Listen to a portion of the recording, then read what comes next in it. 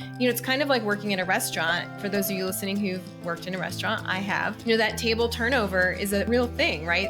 The restaurant can't make as much money the longer people sit there unless they're ordering a lot of food and drinks. But in general, the goal is to, as soon as a table is empty and cleaned, you fill it.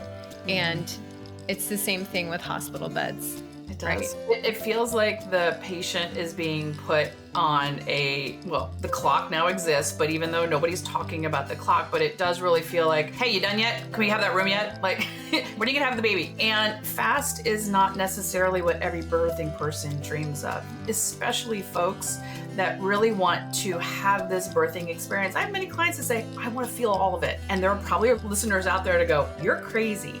But it's the beautiful thing that makes the world go round. Like, you're allowed to want to feel it. You're allowed to not want to feel it. You're allowed to do all of those things.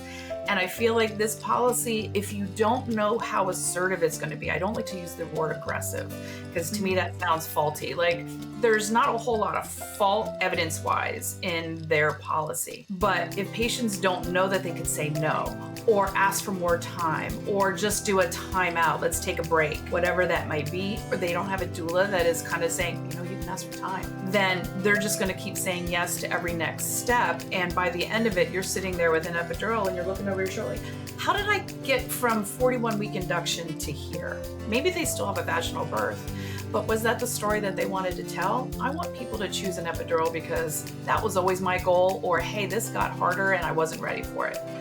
I don't want them to choose an epidural because if I would have not let them break my bag of water, then maybe they felt railroaded into everything.